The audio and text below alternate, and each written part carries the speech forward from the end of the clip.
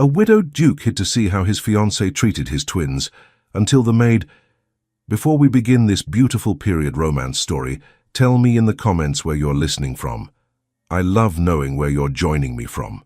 The rain had finally stopped, but the sky over Weatherford Hall still looked heavy when the twins were carried in from their morning airing. "Your Grace," Nurse Ellen said, pausing at the study door. "Oliver is asking if he may see you before he takes his nap." Thomas Hargreaves looked up from the stack of estate accounts and saw 2 pairs of small boots dangling near the threshold. Oliver peered around the nurse's shoulder, cheeks flushed, hair undone. Behind him, Grace had her thumb in her mouth and clutched a worn cloth doll. Thomas set his pen down at once. "Come here, both of you," he said. They tumbled into the room with the serious clumsiness of 3-year-olds. Oliver marched straight to his father's chair and laid both hands on Thomas's knee as if making a formal appeal. "I saw a bird," he began. "It was smaller than Nurse, but bigger than Grace's doll. It had a chest that looked like Mama's red shawl in the picture." Grace nodded, eyes solemn. "It hopped." Thomas felt the familiar ache in his chest at the mention of their mother, but he smiled anyway. "A robin, most likely," he said. "And what did the robin say to you?" Oliver frowned. "It said nothing. It was rude." Grace giggled. "It hopped," she repeated, as if that explained everything. "You must not take it to heart," Thomas said. "Birds have poor manners." He drew them closer for a moment, breathing in the clean, sweet smell of damp wool and fresh air. Then Nurse Ellen cleared her throat softly. "They must rest now, Your Grace. Lady Margaret asked that they be brought to the nursery when they return. She wished to look in on them herself." Thomas hesitated. Duty waited in the figures on his desk.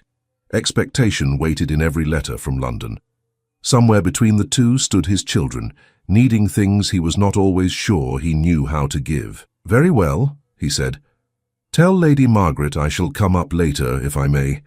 Nurse Ellen gave a respectful bob and led them out, Oliver looking back over his shoulder as if hoping his father might change his mind and follow at once. He did not. Instead, he watched the door close and forced his attention back to the accounts. Land values, grain prices, coal shortages, bills that had been easy enough to settle when his father lived, and the world seemed steady. Times had changed. Rail lines, factories, new enterprises that needed capital he no longer possessed in abundance. That was why the engagement had been wise. Everyone said so. Lady Margaret Ashford's handwriting lay on the corner of the desk, a delicate note he had received that morning. "I have already begun to think of the children," she had written. "We shall make them quite the model family, you and I. I am sure we shall suit one another very well." It was not a passionate declaration, but then he had not sought passion. He had sought order, respectability, and the restoration of some security to lands that had been in his family for centuries. Margaret's father brought more than a generous dowry. He brought investments, trade connections, a network that could save Weatherford from slow decay. "And a mother for the twins," he murmured, closing the ledger. "That is no small thing." He pushed back his chair and walked to the window. From there he could see only the west lawn and the line of trees. Somewhere above, in the nursery, his children were with the woman who would soon become their stepmother. He tried to be grateful. He tried to imagine them gathered together at table, Margaret presiding with calm grace, Grace watching her, Oliver repeating her words, imitating her manner. Perhaps it would be good. Perhaps it would heal in some measured way the wound his home had carried for 3 years. Yet an unease stirred under his ribs, something he could not name. He shook it off and rang for his valet. There were letters that required his answer. A duke did not indulge in vague misgivings. He made decisions and stood by them. Upstairs, 3 corridors away, a maid carried a tray toward the nursery and wondered if it was her place to ask questions. Emily Carter kept her hand steady as she climbed the last of the stairs. The tray was not heavy, only 2 small bowls of broth, a slice of bread cut into careful squares and a jug of milk. But she had learned early in service that a clatter at the wrong moment could set the whole household on edge. She paused at the corner and drew a breath. The door to the nursery stood partially open. She heard nothing inside. "Broth for the little ones," she whispered, as much to herself as to the silent air. "At least they shall not sleep on empty stomachs now." Mrs. Harding, the housekeeper, had frowned when Emily asked if the children were to have their usual mid-morning meal. "Lady Margaret has taken a particular interest," Mrs. Harding had said. "She sent word that the children are not to be fed without consulting her. Something about their digestion and proper discipline. You will do as you are told, Emily." "Yes, ma'am," Emily had replied. Then she had gone straight to the kitchens the first moment Lady Margaret was called elsewhere, and persuaded the scullery maid to prepare the broth anyway. "They are little," she had said, reaching for the bowls herself. "Little ones need regular meals, no matter who is soon to be Duchess." Now she nudged the nursery door with her foot and stepped inside. Oliver and Grace sat on the floor near the small table by the window. Oliver's knees were drawn up, his chin resting on them. Grace held her doll so tightly it looked in danger of losing its remaining stuffing. They both looked up when Emily entered, but there was no sparkle of mischief in their eyes, only a sort of cautious hope. "There you are," Emily said, lowering the tray to the table. "I thought perhaps you might be hungry." Oliver stood at once. "We are," he said simply. Grace nodded. "Hungry," she repeated. "Did you not eat earlier?" Emily asked, surprised. "Surely Nurse brought you something." "Nurse went away," Oliver replied. "Lady Margaret said she wished to be alone with us. She told Mrs. Harding we had already eaten, but we did not eat." He spoke with the gravity of a much older child, as if he had weighed the matter and found it wanting. Emily's stomach tightened. "Well," she said quietly, "you shall eat now." She ladled broth into the bowls and placed one in front of each child. Their spoons trembled a little from haste. She did not scold. The room was neat, toys in their places, curtains drawn to let in the pale afternoon light. Nothing looked wrong, but something felt wrong. The hush, the way the children glanced at the door between each mouthful. "Has Lady Margaret been here much today?" Emily asked, keeping her tone light. Oliver's spoon stopped midway to his mouth. "She said we must learn to sit still," he said. "She said we are too noisy. She does not like when Grace sings."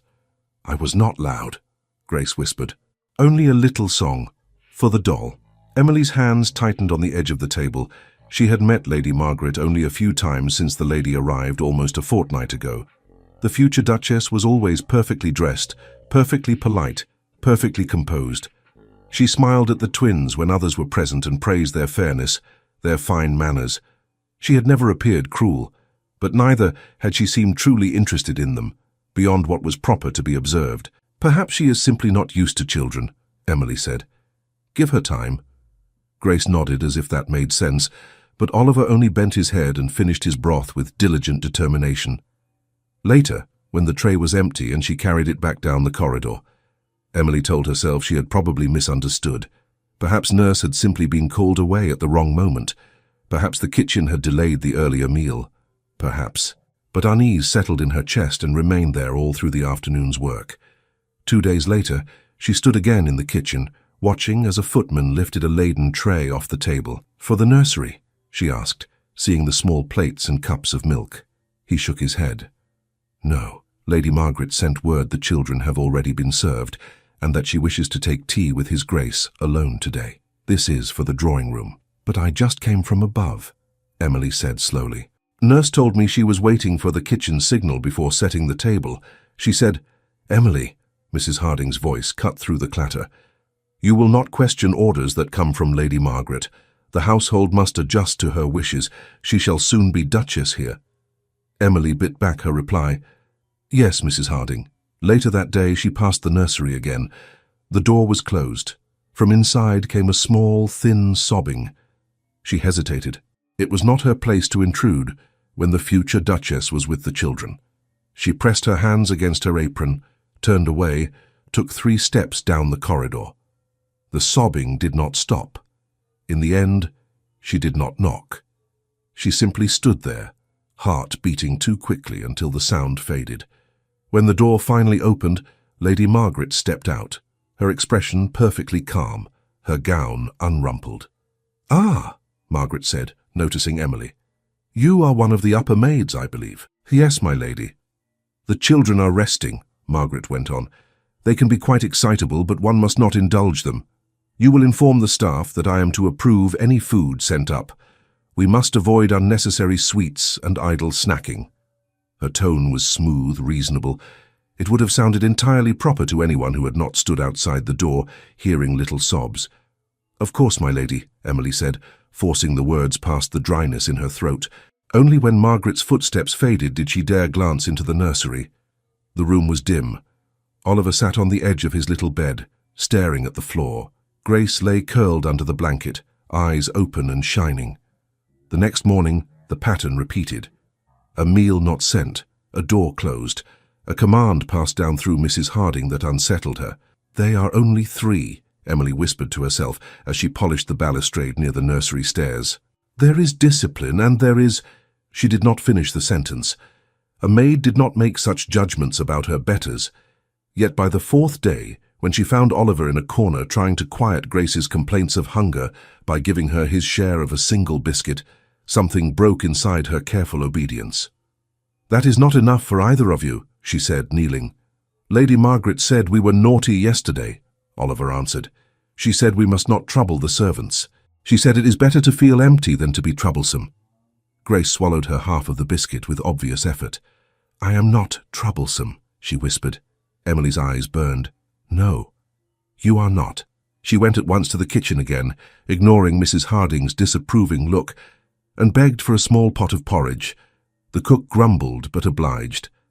Emily carried it back up herself, hands steady only because she willed them to be. "Here," she said, setting the bowls on the table. "But you will eat."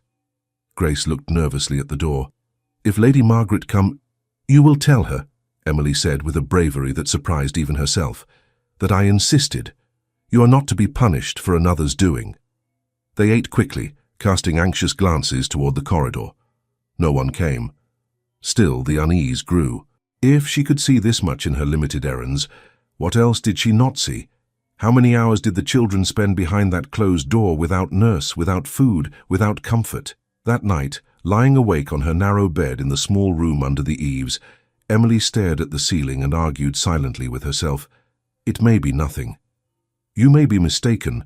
Perhaps the children forget what they have had. Perhaps Lady Margaret has her own gentle method, and you are misreading what you hear. But she could not forget Oliver's solemn face when he said, "We did not eat." She could not forget Grace's thin whisper, "I am not troublesome." If she went to Mrs. Harding again, she would be told to hold her tongue. If she spoke to Nurse Ellen, she might only succeed in worrying the woman without giving her any power to act. There was only one person in the house whose authority could withstand Lady Margaret's. The thought terrified her. A maid did not write to a duke. A maid did not accuse his future duchess, even by implication, of neglecting his children. If she were wrong, she would not merely lose her position, she would be marked as a troublemaker, and no other house would take her easily. "But if I do nothing," she whispered, "I shall be marked by my own conscience, and I must live with that always." The rain began again outside, soft against the roof. In the dimness, the shape of the small table in the corner of her room seemed to stand out. She rose quietly, struck a match and lit the candle. Then she took the one piece of decent stationery she owned from the bottom of her trunk and sat down with the stub of a pencil. She stared at the blank page a long time. "Your Grace," she wrote at last, the letters careful, uneven. "Forgive a servant who may be overbold. I would not presume to speak if I were not much troubled." She did not embellish.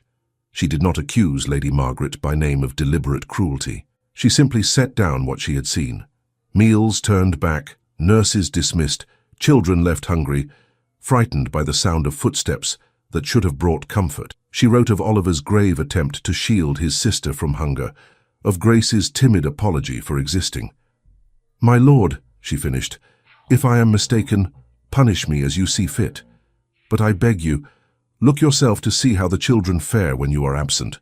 I will not sign my name, for I am a coward in this, yet I cannot lie to my own heart and say nothing." She hesitated over the last line, then added, "Please forgive me." The trembling in her hand grew worse as she folded the sheet. She did not seal it with wax. That seemed too grand, too presumptuous. Instead, she slipped it into a plain envelope she had taken from the writing table in the still-room and left it unmarked. In the morning, she rose before the household bell and waited in the passage near the study, letter pressed between her fingers. When the butler passed, she stepped forward. "Mr. Price," she said, keeping her voice low, I found this under the door to the servants' entrance just now. It appears meant for His Grace. He took the envelope with a faint frown. No direction, he said.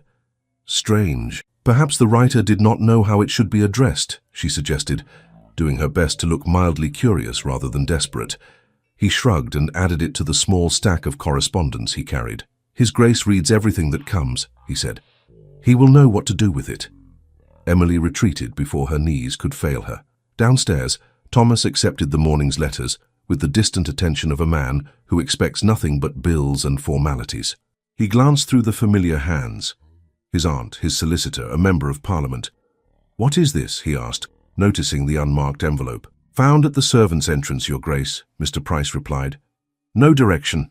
It may be nonsense, but custom requires I present it. Thomas opened it, expecting some petition for employment or aid. The first lines made him sit straighter.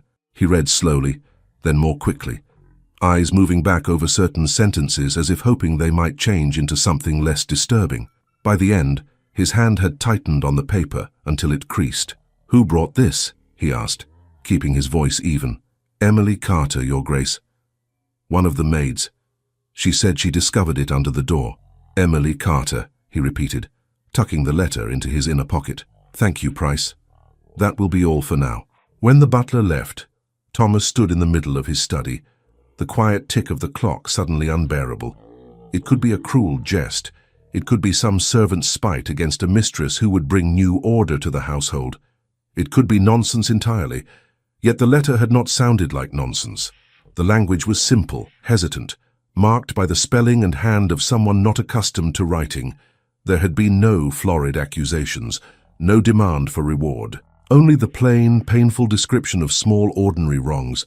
My lord, I beg you, look yourself. He might have put it aside and chosen to believe in Margaret's composure. He might have confronted her directly, demanded an explanation, and accepted whatever cool reply she offered. He found he could not. Instead, he waited until after luncheon, when Lady Margaret excused herself to write letters, and Nurse Ellen was told by Mrs. Harding that Lady Margaret wished to have the children to herself for the afternoon. The information reached him by chance, in an offhand remark from his aunt. Margaret is with the twins, Lady Agatha said. It is very good of her to take such early interest, Thomas. Not every young woman would. No, he said quietly. Not every young woman would.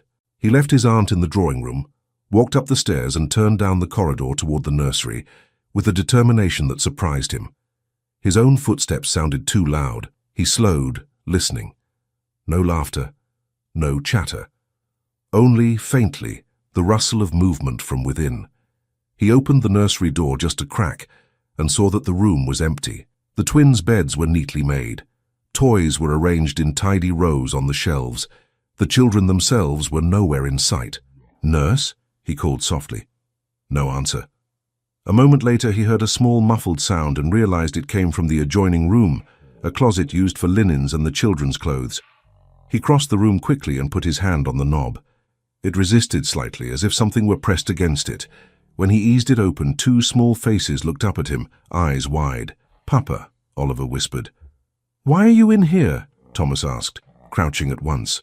Lady Margaret said we must be quiet, Oliver replied. She said we disturb her when we play. She said we must sit here until we can behave. Grace blinked hard. It is dark, she said. I do not like the dark, Thomas swallowed. How long have you been here? Oliver shook his head uncertainly. Many minutes. Thomas lifted them both out of the closet, his throat tight. He wanted to gather them into his arms and take them downstairs, away from this room, away from any door that could be closed between them and light. Instead, he set them on the floor, brushed their hair back gently, and forced his voice to remain calm. Where is Nurse Ellen? She went away, Grace said. Lady Margaret said she wanted no one else. She said she would make us good. The letter burned against his chest. Listen to me, he said quietly. I need you both to be very brave for a little while longer. Can you do that? Oliver nodded at once. Grace nodded because he did. I am going to step in here, Thomas said, indicating the closet. You will leave the door just so, do you see? A little open. If anyone comes, you will not say anything about my being there. You will simply do as you always do. Can you do that? Oliver's eyes widened. Is this a game? Yes, Thomas said. "It is a game where Papa must listen very carefully. But I will be right here." Grace clutched his sleeve. "Will you be cross if we cry?" His heart nearly failed him. "No," he said. "I will not be cross." He kissed the tops of their heads, quick, impulsive, an old habit that had grown rare in his grief, and then stepped into the closet. The space was cramped, lined with shelves of folded blankets and little linen frocks. He left the door slightly ajar. Through the narrow crack, he could see a slice of the room. He heard the twins whisper to each other. "Do we sit?" Grace asked. "Yes," Oliver said. "We must be good. Papa said we must be brave." Time passed in slow drops. The air in the closet was warm, smelling of soap and wood. Thomas heard his own heartbeat, then the small shifting of the children as they sat. After a while, Grace whimpered. "I am hungry," she said. "My tummy feels empty." "Mine too," Oliver answered. Thomas pressed his hand against the door to keep from pushing it open. He did not know how long it had been since they last ate. He only knew it had been long enough that a stranger, a maid, had felt compelled to write him a desperate note. Footsteps sounded in the corridor. The nursery door opened. "What is this noise?" came Margaret's voice, cool and controlled. "I told you both to be quiet. Must I always repeat myself?" From the crack, Thomas saw her skirt first, then her figure as she crossed the room. Her face was composed, but there was a tightness around her mouth he had not seen before. "We are hungry," Grace whispered. "Hunger is sometimes useful," Margaret replied. "It teaches little ones not to be greedy. Your father indulges you. I shall not." Grace's shoulders trembled.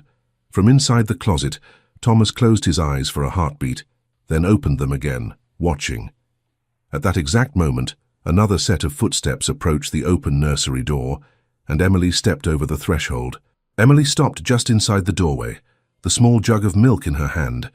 She took in the scene at once, the twins on the floor, faces pale and anxious, Lady Margaret standing over them, back straight, expression cool, the untouched plates on the sideboard set neatly aside as if they did not matter. "I beg your pardon, my lady," Emily said, her voice steadier than she felt. "I was asked to bring milk for the children." Margaret turned, annoyance flashing in her eyes before she smoothed it away. "You were mistaken," she replied. "I gave no such order. The children are quite well."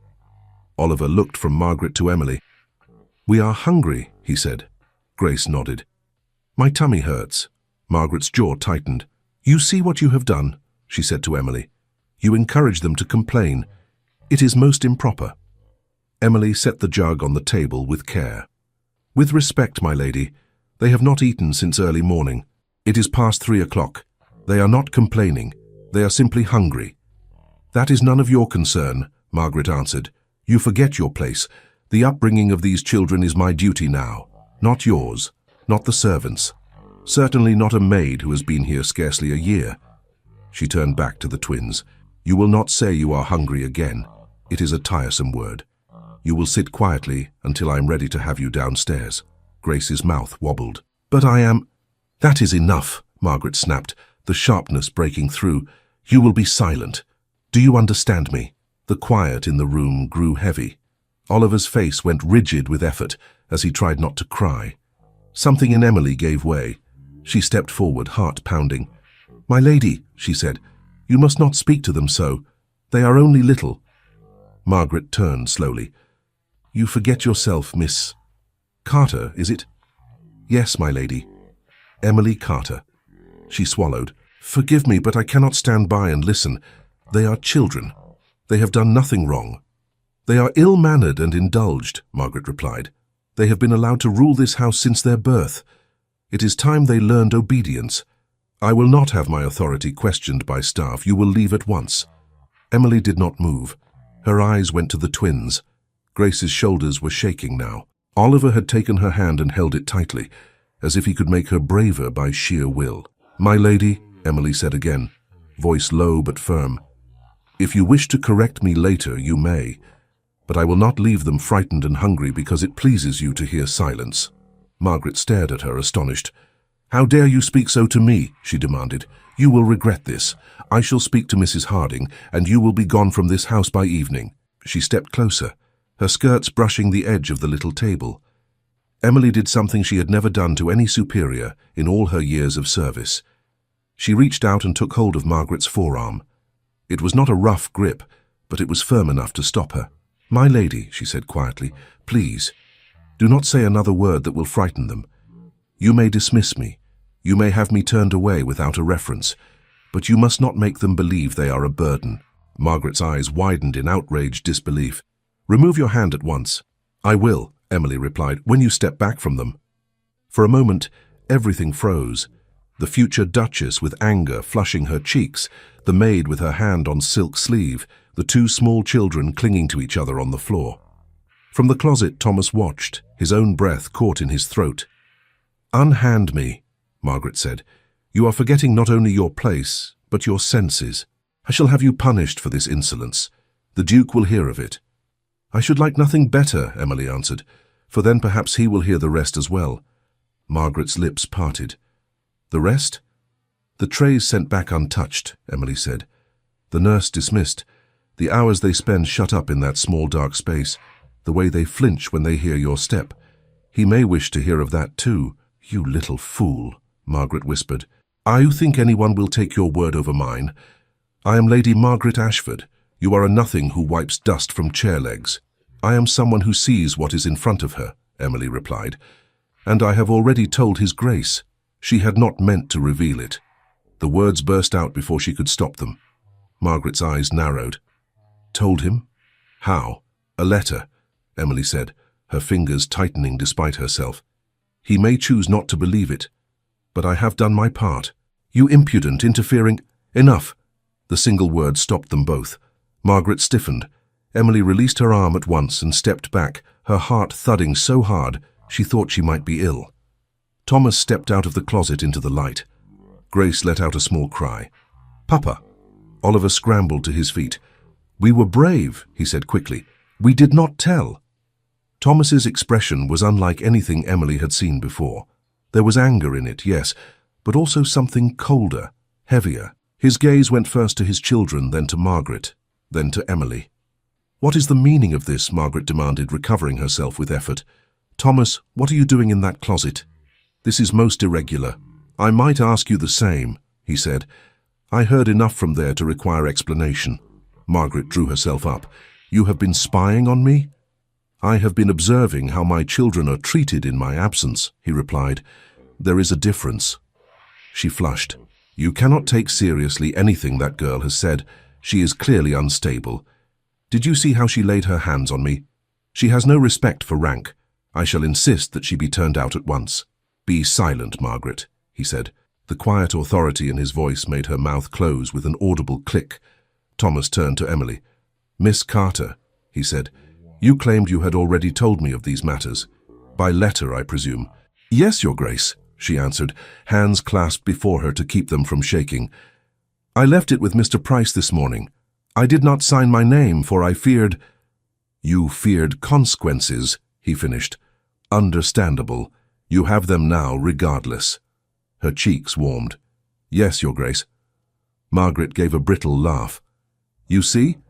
She admits to sneaking anonymous accusations into your study. There is nothing more to discuss. Such behavior cannot be tolerated in any respectable house."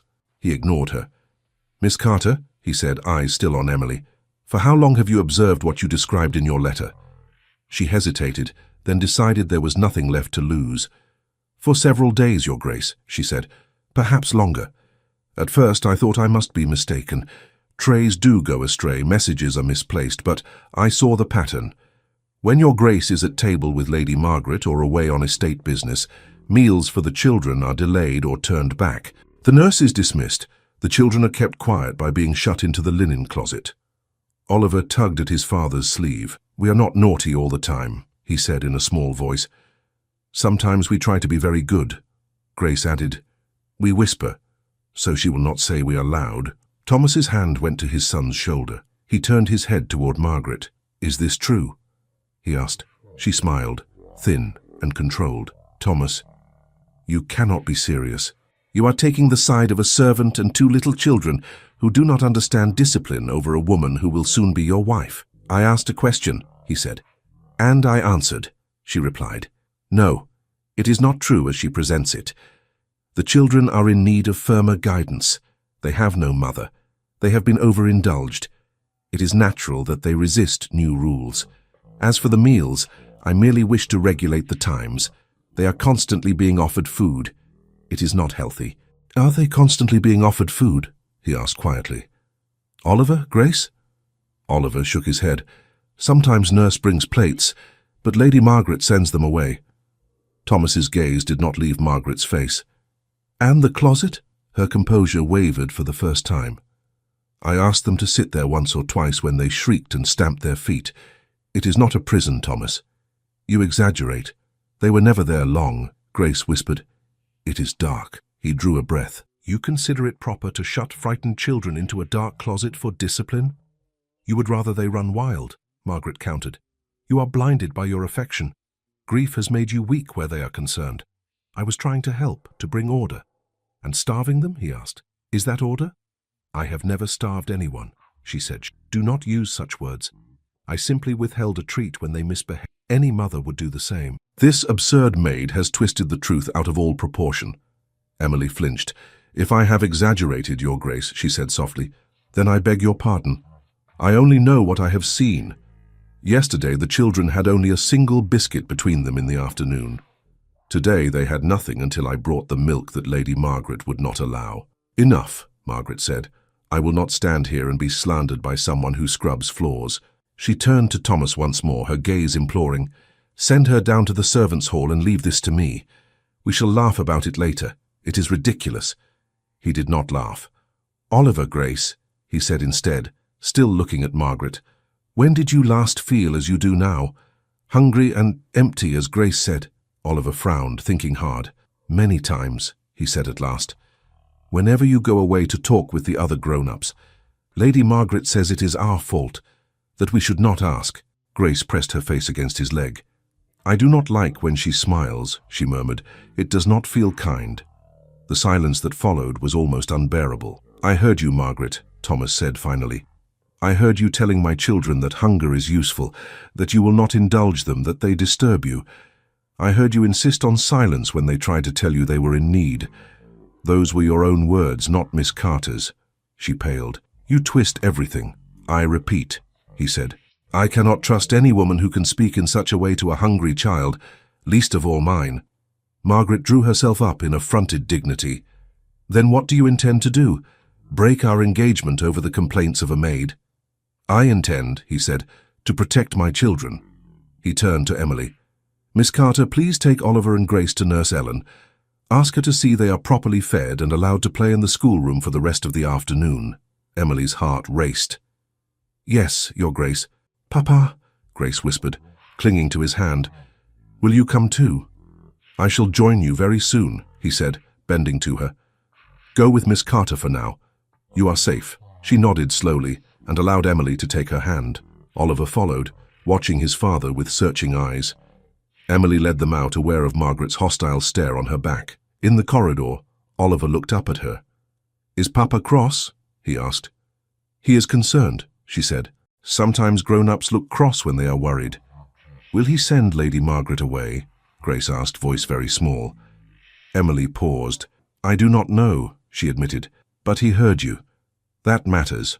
She delivered them to Nurse Ellen, whose face changed from confusion to quiet outrage, as Emily, with careful words, explained that His Grace had requested the children be given a proper meal. Nurse Ellen nodded without questions. She sat the twins at the small table and began to cut thick slices of bread. Eat, little loves, she said. Whatever is happening, you will not go hungry while I breathe. Leaving them there was the hardest thing Emily had done in some time, but she knew she could not linger. She had been bold in the nursery. Too bold. Now she must face whatever that boldness would cost. Back upstairs, behind the closed door of the study, Thomas stood facing Margaret. She spoke first. This entire scene has been theatrical and absurd, she said, her hands clenched in front of her.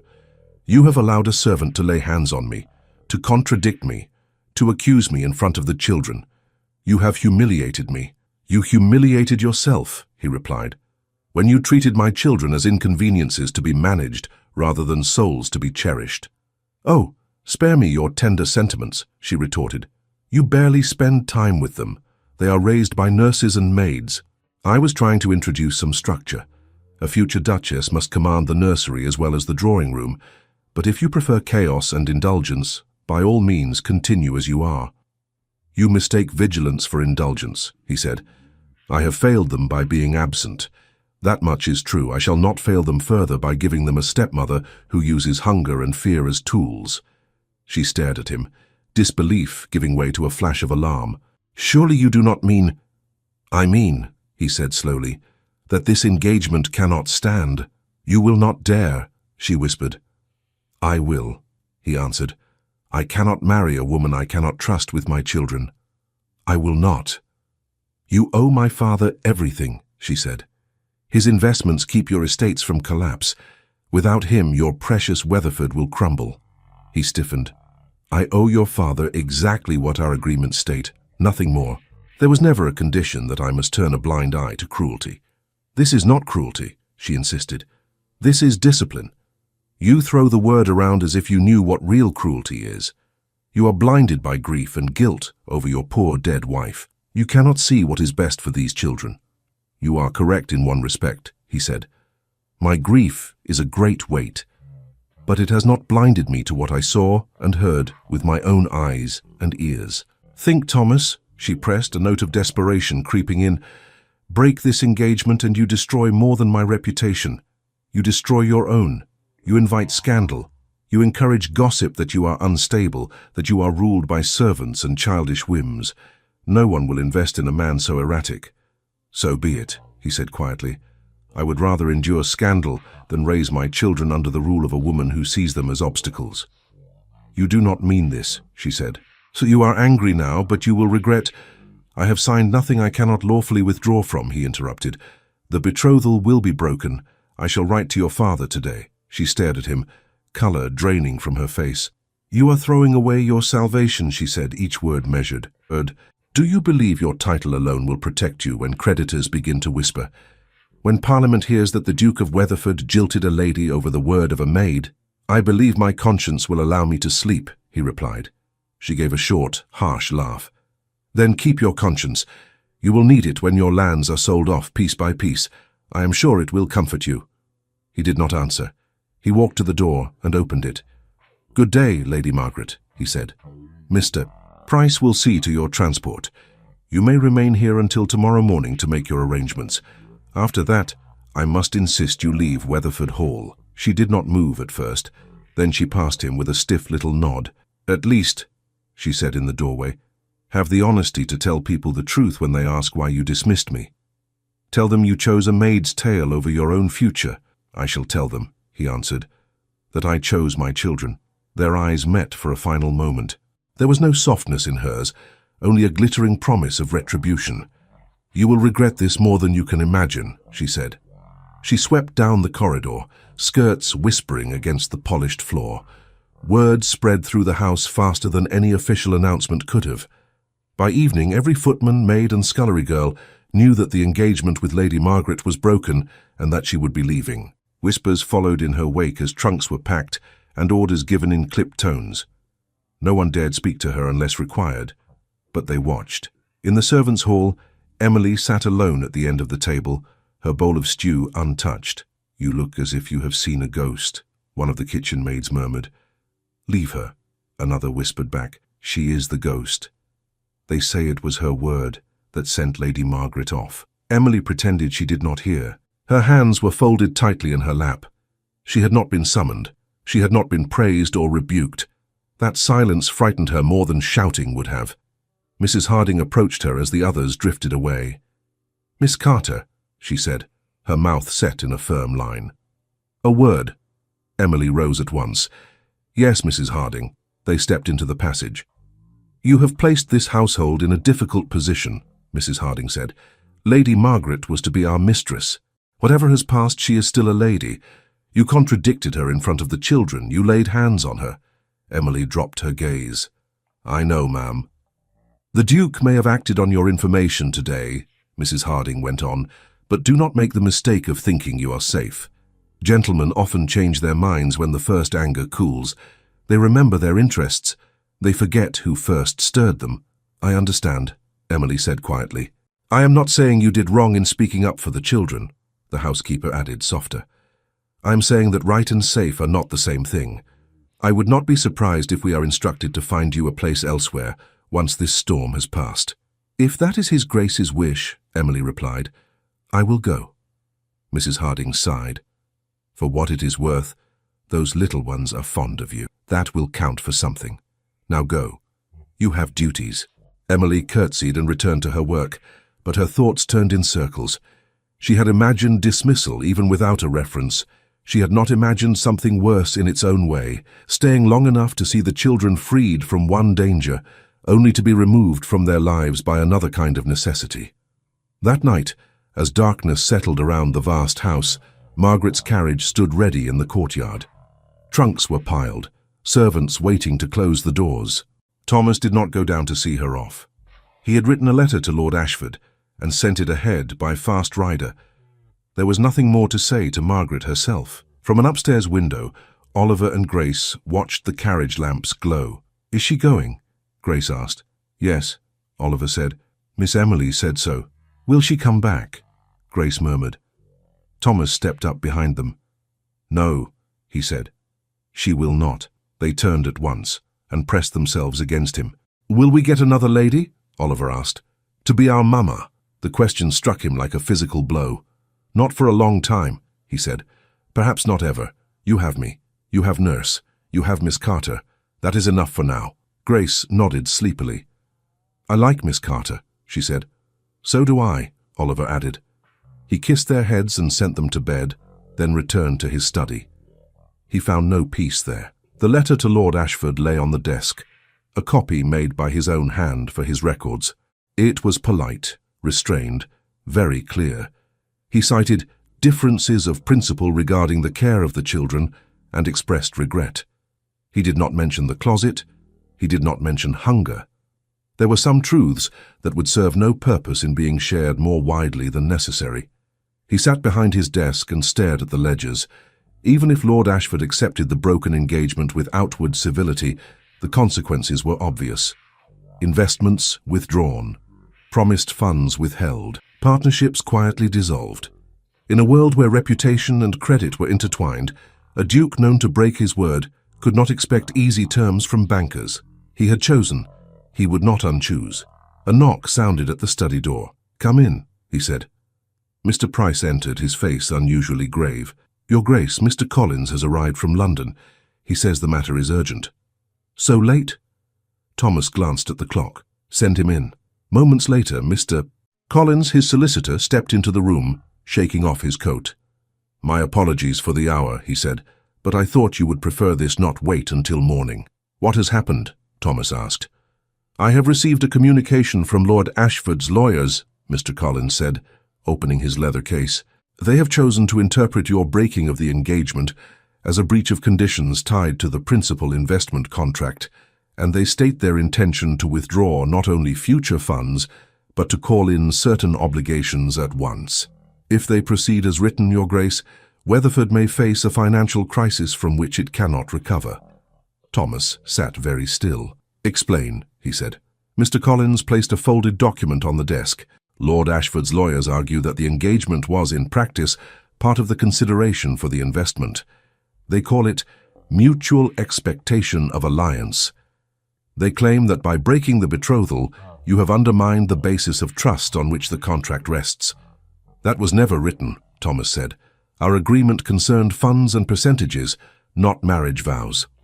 True, Collins replied, but they have worded it cleverly. They say that while the betrothal was not expressly stated, it formed an essential understanding. It is not entirely sound in law, but it can be made very uncomfortable in practice. How uncomfortable? Thomas asked. If they withdraw at once, Collins said, you will lose a substantial line of credit. You will have to repay certain notes within months instead of years. We can negotiate for time, but if they are determined to make an example of you, they can spread word among other investors that you are an unreliable partner. That will tighten every purse in London. Thomas rubbed his temples. In plain words, Collins. In plain words, the solicitor said, if they follow through, Your Grace, and if others follow their lead, You may be forced to sell land, cut staff, delay repairs, perhaps even part with some of the inherited pieces in town. Weatherford itself will not vanish, but it will not look as it does now. Will it keep food in my tenants' mouths? Thomas asked. Yes, Collins said slowly, if you choose wisely. But your own comfort, your position in society, your influence, those would suffer. Thomas sat back. I see. I am not here to tell you what to do with your children, Collins added, almost apologetically. I am here to tell you what your decision costs. Lord Ashford thinks I will crawl back, Thomas said. Collins hesitated. I suspect he believes that when you fully grasp the consequences, you may wish to mend the engagement. His letter ends with a line about hoping you will reconsider in light of your obligations to your house and your people. Does he mention his obligations to mine? Thomas asked. Any mention of his daughter's conduct? No, Your Grace, Collins replied. Only wounded dignity and legal threats. Thomas examined the document again, though the words blurred. He imagined Margaret's cool smile, her hand dismissing a tray, her voice telling his children that hunger was useful. Prepare an answer, he said at last. State that I regret any financial inconvenience, but that I will not reinstate the engagement. Ask for a reasonable schedule for repayment. We will sell what must be sold. Collins blinked. Your Grace, I must urge caution. There may be a way to delay, to soften. The longer I delay, Thomas said, the more time Lord Ashford has to whisper that I am seeking to wriggle out of my obligations. No, let him see that I understand the price and do not flinch. Collins gave a small, reluctant nod. Very well, I shall draft it tonight and bring it for your signature in the morning. Thank you, Thomas said. You have always served Weatherford faithfully. I will trust your judgment on the wording. But be clear, there will be no reconciliation. When Collins had gone, the house felt eerily quiet. In the distance, a clock struck the hour. Thomas leaned his elbows on the desk and let his head fall into his hands for a moment. You have chosen, he told himself. Do not look back. The days that followed did not allow him to forget the choice for a single hour. Within a week, polite letters arrived from 2 other investors, expressing concern over rumours of instability at Weatherford. An invitation to a parliamentary supper, once taken for granted, was regrettably postponed. A London newspaper printed a small, sly piece about a northern duke who dismissed his bride-to-be in a fit of domestic sentimentality, hinting that financial institutions might wish to take heed. Lady Agatha marched into his study, newspaper in hand. Domestic sentimentality, she cried. They mean you. Everyone knows they mean you. Do you see what your impulsiveness has done? Thomas took the paper, skimmed the paragraph and set it down. I see a writer who cannot name his subject, and therefore wields his pen behind a veil, he said. I have endured worse. You have not endured the ton laughing at you behind their fans, she said, and they will. They will say you cast off a suitable bride because a pretty maid whimpered about the children's supper. His gaze sharpened. Is that what they say? Oh, they do not say it to me, Lady Agatha replied. I am your aunt, they are polite, but I hear enough. Lord Ashford's circle is very busy telling everyone that Margaret is the injured party. Do they mention closets? He asked. Do they mention plates sent away and tears in the dark? No, of course not, she said impatiently. Do not be naive. They speak of a young lady devoted to her future stepchildren, suddenly thrown aside by a duke who cannot control his staff. Then, Thomas said, we must bear it. She stared at him. That is all you have to say. For now, he answered. Unless you would have me lie. I would have you save this house, she said.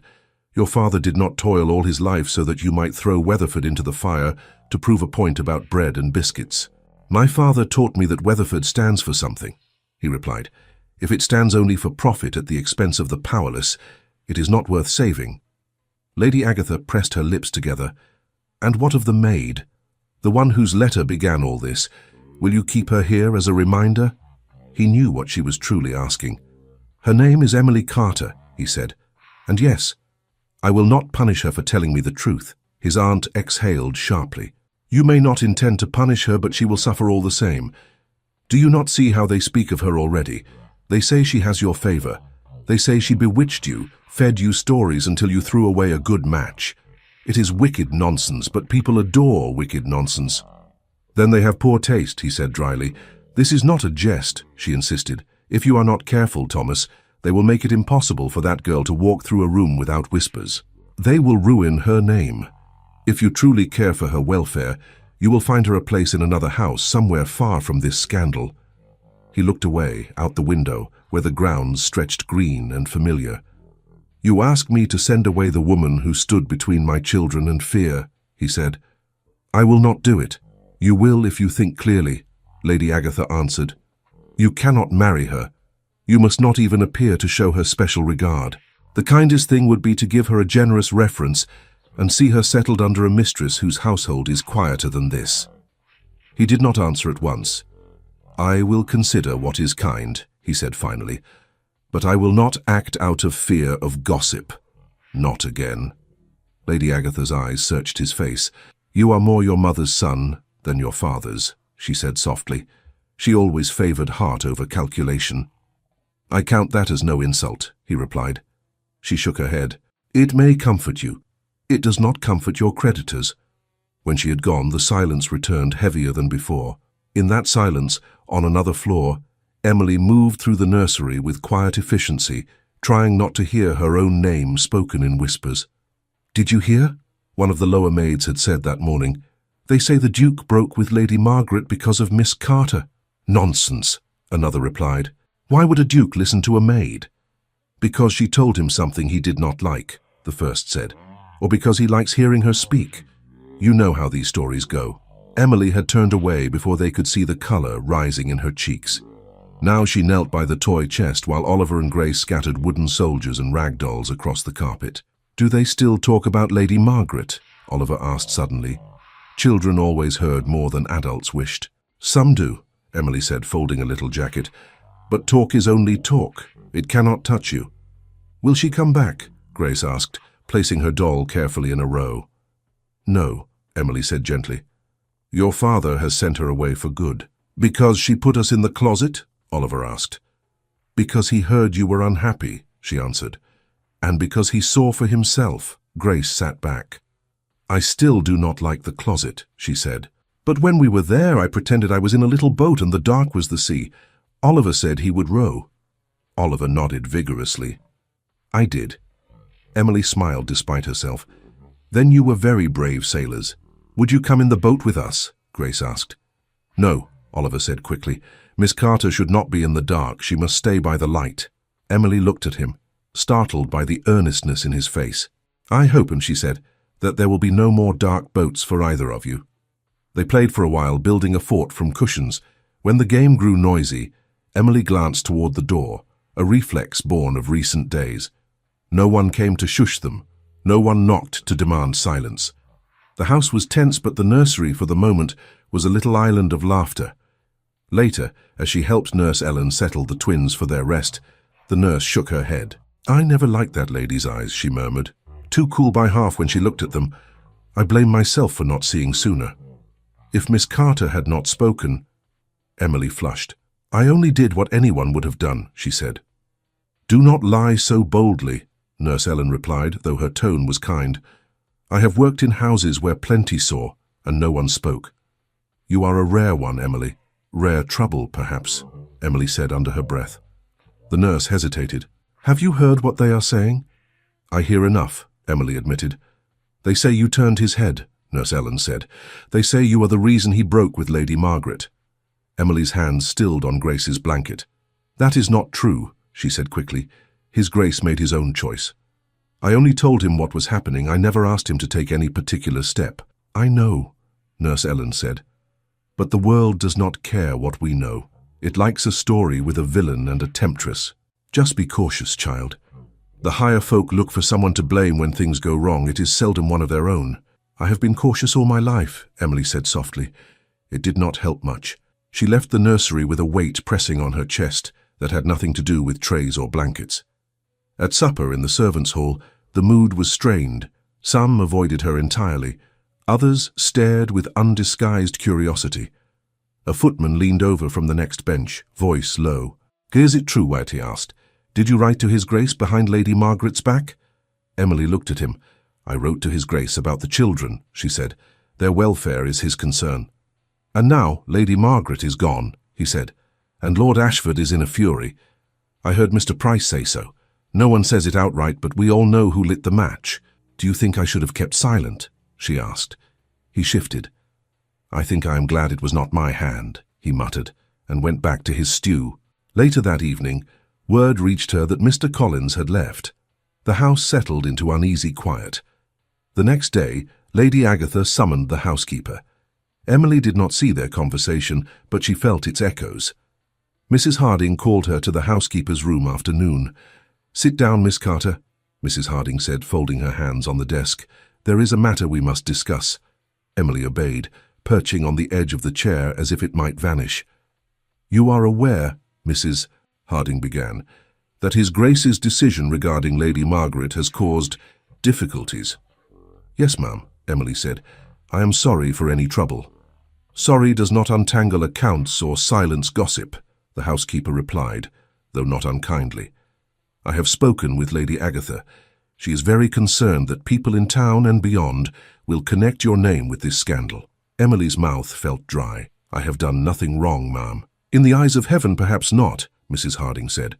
"In the eyes of society, you are a maid who helped overturn an engagement. That is enough." Emily stared at her hands. "If it would help the house, I can keep to the upper floors. I need not be seen." Mrs. Harding shook her head. "The problem is not where you walk. The problem is what they imagine in their minds.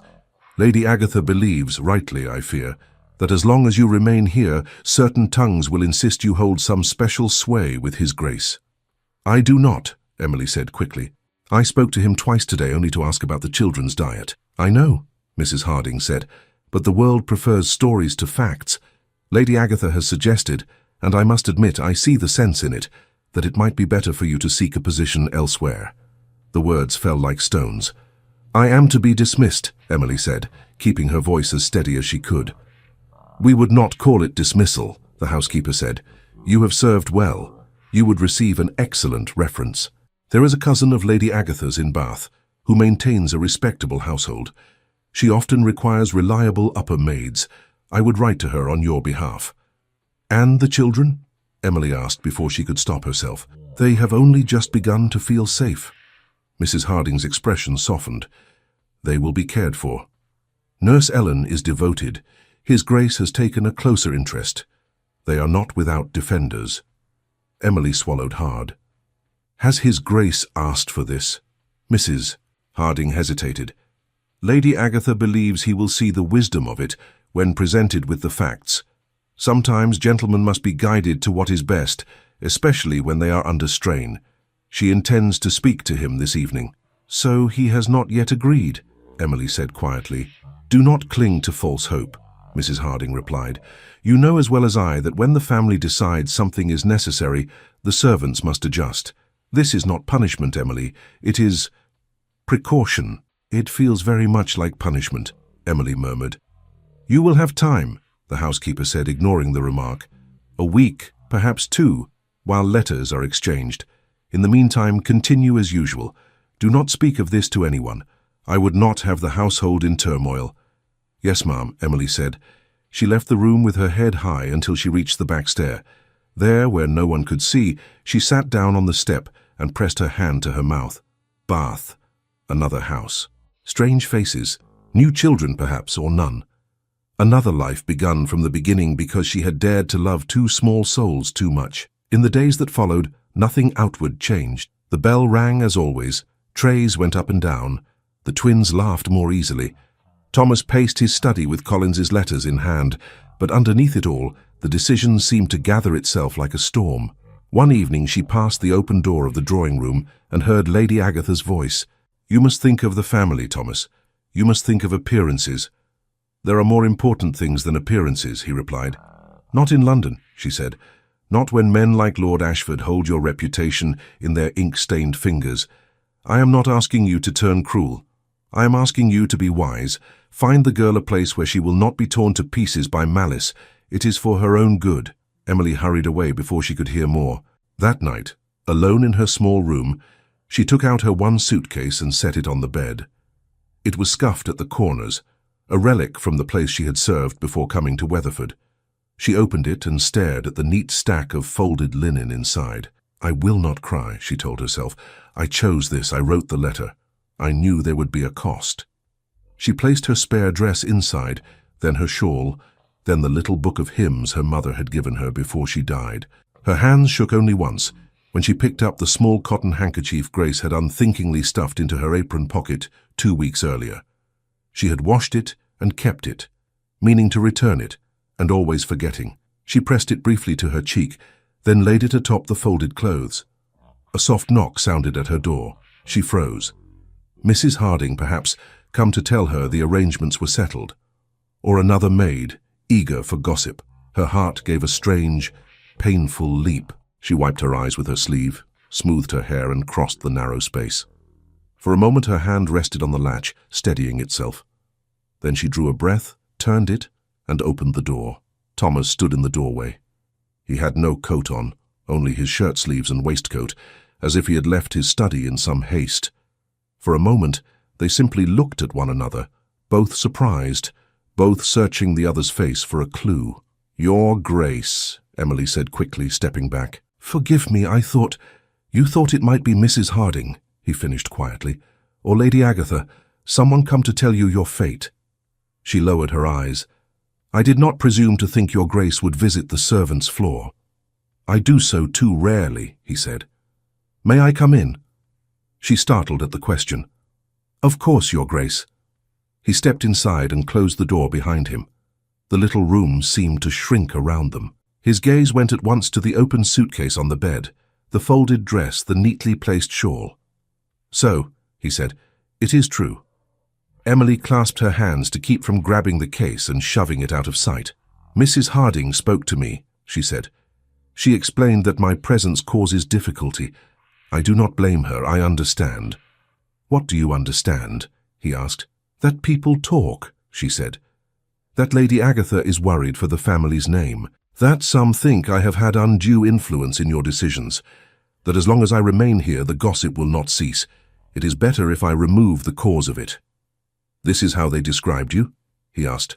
"As a cause to be removed?" "They did not say it so plainly," she replied, trying to smile, "but that is the sense." He took a step closer, then stopped, as if remembering where he was. "And you were packing to go?" he asked. "Yes, Your Grace," she said. "Mrs. Harding believes she may find me a place in Bath. It is a respectable house, she says. I will be grateful for any recommendation she gives." "And you would simply go," he said, "without a word to me." "What word could I offer?" she asked quietly. "It is not my place to argue my value to this house. You have burdens enough without listening to the begging of a maid. I wrote you once. That was already too bold. I will not trouble you again." He looked at the suitcase, then at her face. "You trouble me by leaving," he said. She blinked. "Your Grace, do you believe," he asked slowly, "that I am so weak a man I must be protected from the very person who saved my children?" "That is not it," she said quickly. "They fear for you, not of you. They think if I stay, the tales will grow worse. They say people already believe that I hold some special place in your thoughts." "Do you?" he asked before he could stop himself. She flushed. "Your Grace, I would never presume." "I do not ask what you presume," he interrupted gently. "I ask what is true for you." She stared at him, mouth slightly parted, words tangled. "I care for the children," she managed, "more than is wise. I am fond of Nurse, and even of Mrs. Harding's scoldings. I respect you, Your Grace. I am grateful you believed my letter. Beyond that, my thoughts are my own. And if your thoughts did concern me more than is proper," he asked, "would you tell me?" She shook her head at once. "No, that would be the worst impropriety of all." He took a breath, as if steadying himself. "Miss Carter, Emily, what you did in that nursery, and before it, was an act of courage few in this house would have dared. You risked your livelihood to protect my children. That is not something I forget." "I did not do it to be remembered," she said. "I did it because I could not sleep at night if I did not." "Just so," he said. "And now they reward you by sending you away." "It may be a kindness," she said, though the word tasted bitter. "Perhaps in Bath no one will know my name. I can be only a maid again." "And Oliver? And Grace?" he asked. Will they simply forget the maid who taught them to trust again? Shall I explain to them that Miss Carter was removed for the sake of appearances? You need say nothing, she replied. Children forget quickly. New routines, new faces, they will adapt. You believe that? He asked. She hesitated. I hope it for their sake. If they cling to what is lost, it only hurts them. He studied her for a long moment. Emily, he said, do you wish to go? She opened her mouth, closed it, then forced herself to answer honestly. No, Your Grace, she whispered, I do not. He exhaled as if some knot inside him had loosened. Then you shall not, he said. She looked up sharply. It is not so simple. Lady Agatha. Is my aunt not my sovereign, he said. Mrs. Harding is my employee, not my commander. This house bears my name. The decision is mine. They speak of scandal, she said, of your reputation. If I stay, they will go on saying you dismissed Lady Margaret for my sake. They are wrong, he said. I dismissed Lady Margaret for my children's sake. If the truth is too dull for them, let them invent prettier lies. I will not build my household on those lies. She swallowed. You do not fear what they say about me? I fear, he said slowly, that their words will wound you. I do not fear their judgment of me. That is very noble, Your Grace, she said. But noble thoughts do not mend accounts or open doors in town. No, he agreed, they do not. But neither does cowardice mend a man's soul. He moved to the single chair beneath the small window and sat, as if trying to seem less imposing. Come, he said quietly. Sit. We must speak plainly, you and I. She obeyed, perching again on the edge of the bed, her hands twisting in her lap. I have spent weeks, he began, trying to balance ledgers that do not wish to be balanced. Lord Ashford has chosen to weaponize our broken engagement. My name in certain circles is not what it was. That is all true. I am sorry, she said. I did not mean to bring such trouble. I only meant to— You meant to feed hungry children and bring them into the light, he said. If trouble follows that, the fault is not yours. She lowered her eyes.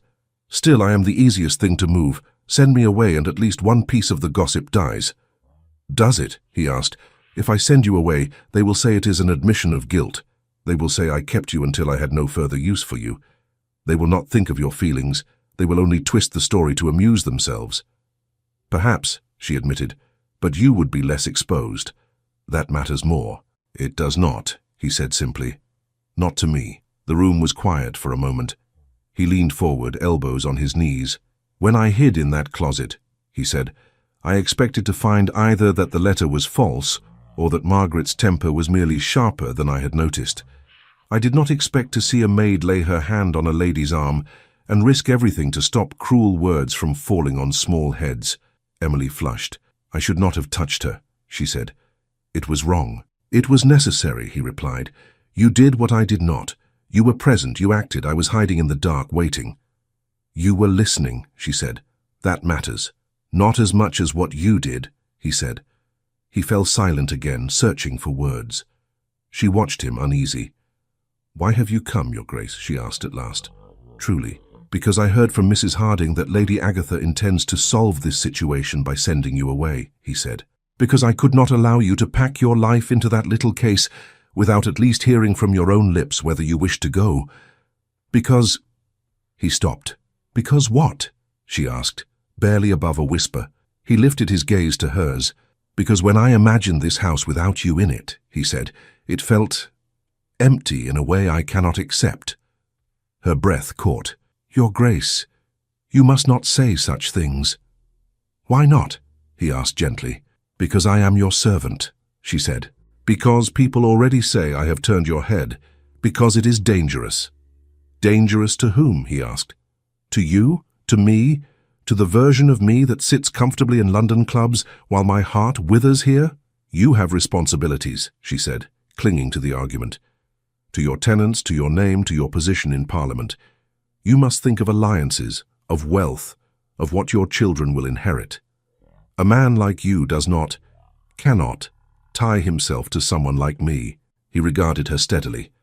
A man like me married a shy girl with no fortune 12 years ago because he loved her. The world muttered then as well. My father was furious. Yet that marriage gave me 3 years of happiness and 2 children. Do you suggest I regret it? She blinked. I did not know. People speak only of your late duchess with reverence, as if she had always belonged here. She belonged because I brought her here and refused to be moved, he said. The world adjusted. It always does eventually when it meets a will firm enough. Emily shook her head. This is different. You have already angered Lord Ashford. You need a wife who will mend that, who brings money, influence, a name, not a maid who owns 2 dresses and a hymn book. I need, he said, a wife who will stand in front of my children when harm approaches, who will speak truth even when it costs her dearly, who will look me in the eye and refuse to flatter my weaknesses. Tell me, Emily, where shall I find such a woman if not here? She swallowed hard. You must not say that to me. It is not kind. It is the only kindness I know, he said. Her hands twisted tighter. Even if you cared for me in that way, which I do not ask you to, what of the world? They will tear you to pieces. They will say you have lost your senses. They will mock your children. They will call me names I do not care to repeat. How can I allow that? How can you prevent it? He asked gently. By removing yourself? By letting them drive you from the one place where your goodness has borne fruit? No, that is not justice. Life is not just, she said. You know that, Your Grace. You lost your wife. Good men lose their farms to bad harvests. Children go hungry even when their fathers work. Justice is not part of the bargain. Perhaps not, he said, but I can decide whether I lend my hand to injustice. Sending you away because others lie about you would be exactly that. You're not responsible for me, she said. You have done enough by believing me. He rose slowly and took one step closer, stopping within arm's reach. Emily, he said, his voice low, I am responsible for what kind of man I become. That includes how I treat the woman my children now love, almost as much as they love me. She drew a shaky breath. They will love whoever is kind to them. They will not, he said. They are no longer so trusting. They learned too much too early. They chose you. That matters. Her eyes grew bright. She looked away, blinking. You are making this very hard, she whispered. Good, he said, because what I'm about to ask ought to be hard. For both of us. She stilled. Ask? Yes, he said. I have asked you to risk your employment to protect my children. I have asked you to stay when others would send you away. Now I must ask something larger. He drew a breath as if stepping over an invisible line. Emily Carter, he said, if I were not your master, if I were only a man with 2 frightened children and a heart much in your debt, would you consider becoming my wife? Silence wrapped around the question. She stared at him, all color draining from her face. For a moment she seemed not to understand the words. She broke off, shook her head as if to scatter the thought.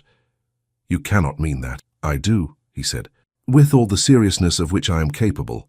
You barely know me, she protested. You know how I scrub stairs and soothe crying children. You know I write letters more plainly than most ladies. You do not know my temper, my faults, my foolishness.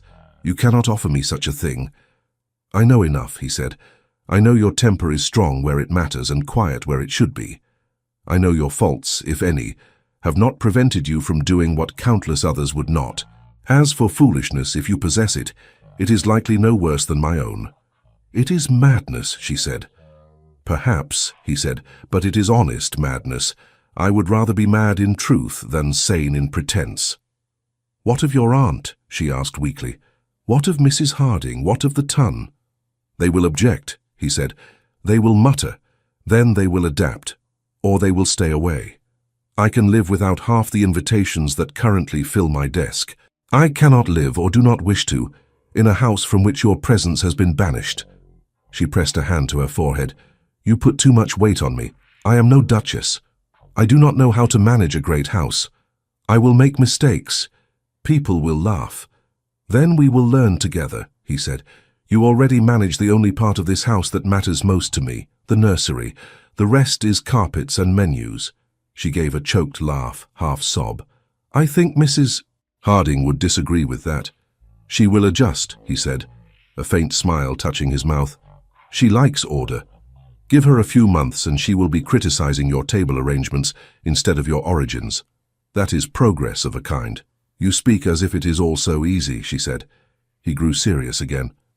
No, it will not be easy. Lord Ashford will do what he can to make our lives difficult.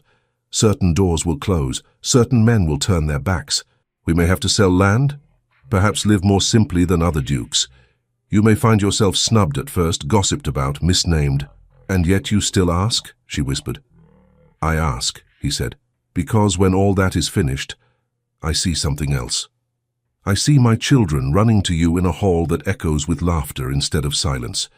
I see you sitting where Margaret never truly sat, in the center of this home, not as its ornament, but as its heart. I see myself older, perhaps with less wealth, but with something wealth cannot buy, a house that is honest. She closed her eyes. You paint it too clearly. It is almost cruel. I will stop, he said, if you tell me your heart is not engaged. If you tell me you feel nothing but gratitude. She opened her eyes slowly. You know I cannot say that. Then what can you say? He asked. She looked at him, truly looked, seeing not his Grace the Duke, but the man who had knelt to take his children from a dark closet, who had faced down a future duchess for their sake, who now stood in a cramped little room, asking a maid to change the course of his life. I can say, she began, voice trembling, that when I first came here, I pitied the children and respected you from a distance. I never imagined you as anything but my master. Then I saw your grief, when you thought no one watched. I saw how gentle you were with Oliver and Grace when you had time to be. I saw how quickly you believed me, when you might have dismissed me. I tried not to feel anything beyond respect and duty, but she hesitated, then forced the words out. But I find that when you enter a room, I know it before I hear your voice. When you look tired, I wish there was something I could do to ease it. When the children speak of you, my heart warms. If that is not the beginning of love, then I do not know what else to call it. He took a slow, careful step closer. Emily, he said softly. She lifted a hand, stopping him at arm's length. But knowing that, she went on, does not answer the other questions. You are a duke. I am the daughter of a village schoolmaster with no dowry, no connections, no training for the life you speak of. If I say yes, I do not only risk myself, I risk your name, your children's standing. I fear that more than I fear any gossip about me. He regarded her with something like awe. You think first of my children even now, he said. How could I choose any other woman? She shook her head. You twist my words to suit your heart. I listen to them, he said. That is all. He drew a breath, then let it out slowly. Emily Carter, he said again, more quietly. I ask you not as a duke who has weighed advantages, but as a man who has lived 3 years in a house half alive. Will you marry me? Will you be mother to Oliver and Grace and partner to whatever future remains to Weatherford? Rich or poor? Tears spilled over at last. You must give me time, she whispered. A little time. I do not doubt my heart. I doubt the world. I will give you as much time as you need, he said. But know this. Whatever the world does, my resolve will not change. I will not marry for convenience again. If you refuse me, I shall remain as I am. That is a terrible thing to say, she protested through tears. It makes me feel as if I hold your fate in my hands. You hold a part of it, he said. You earned that right when you took my children's fate into your hands without permission. She laughed again, helplessly, wiping her cheeks. You are impossible, Your Grace. Thomas, he said. She blinked. What? When you consider, he said, consider marrying Thomas. The Duke will follow where he must. Her gaze softened. Thomas? She repeated, the name strange and intimate on her tongue. They stood like that for a long moment, the suitcase open between them, the candle burning low on the small table. At last, she drew a breath. Very well, she said.